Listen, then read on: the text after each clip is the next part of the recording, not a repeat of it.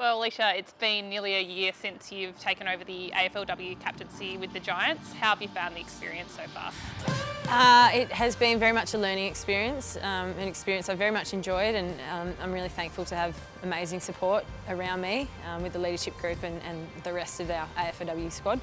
Yeah, it was somewhat unexpected last year when it all came about, but I've been really fortunate to stay engaged with Amanda, speak to her regularly, and yeah, we've had quite a few challenges, particularly in the last few months, but we know 2020 has been a challenging year for everyone, and I think I'm just grateful that everyone, or most players, are back at the club now and we can get stuck into this pre-season. It's certainly been a year like no other. How do you lead through a time like that? It's been really interesting because I actually had to go back home to Melbourne when the industry went into stand down, and was back home for about 6 months, and I think from a leadership group perspective and from my perspective as well, it was really important that we stayed connected. That was a major focus for mine, and how we do that is how everyone else was doing it via Zoom and whatnot. So I didn't want to have too many Zoom meetings. I think it was important that we really gave players some time and space to sort out what was going on in their lives. We've got a number of players over in Ireland, and we had probably 50% of our list went home to their home state to kind of ride out the COVID climate. So the focus is now, now that everyone's back, we want to enjoy being here. It's amazing that in the year that was a global pandemic, we still had I think 26 players re-sign, and it would have been more. But yeah, that's fantastic, and that's what we're rolling into this pre-season with, that ethos that everyone loves this place, loves the team, loves the club, loves each other, and keen to get going. What have you learned about yourself and as a leader with your leadership style on this journey so far?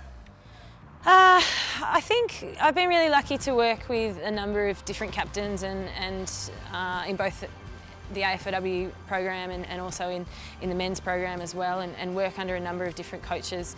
And I feel like I've really able to take bits and pieces out of different leadership styles and try and foster my own, and that will continually evolve. And I think there were certain challenges, and there were certain wins that I had last year from a personal perspective in I guess my own leadership space, and there are some things that I felt I did really well, and there are some things that I'll continue to work on.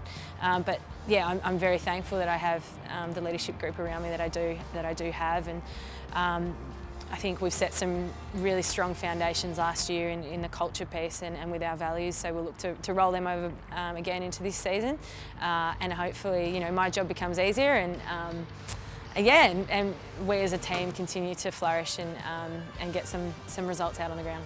When you took over from Amanda last year, you talked about her legacy that she left with the club and with the captaincy. I guess what type of legacy or impact do you want to leave or work with the girls in this journey? I like to think of myself as very much a people person, and I think having the ability to build relationships and build rapport with your players is really important. So much so that if you need to have that challenging conversation, they know it's coming from a place of care, and I think you get more out of it that way. And I think our leadership group, the way we put it together last year, is that we found players that have skill sets and strengths in different areas, and I think we have a really balanced leadership group, and I think that process is a legacy that I like to feel continues long after I'm gone, because I think we've got the balance right. So yeah, the other thing is I'm a player first and foremost, so I need to perform out on the field, and if I can tick all those boxes, be a competitor, be a leader, be a teammate, and also encourage these particularly the younger girls, that you don't need a title to be a leader. That's something that I'm really big on, so encourage a lot of that, a lot of those self-driven standards, and don't wait to be told by a leader or a coach or whatnot what to do. Be proactive, and let's set the standards ourselves. You led the girls to a first finals campaign in 2020.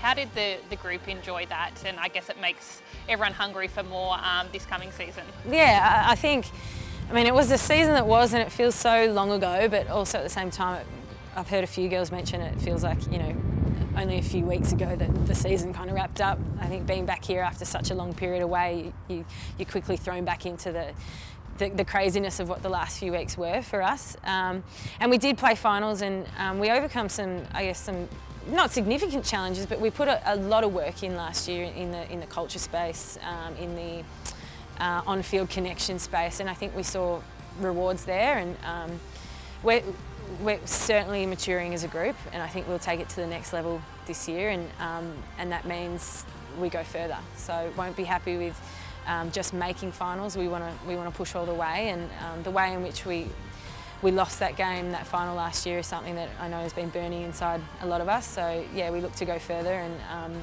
absolutely, if we can go all the way, that's what we're aiming to do. So yeah, it all starts here, and it all starts now.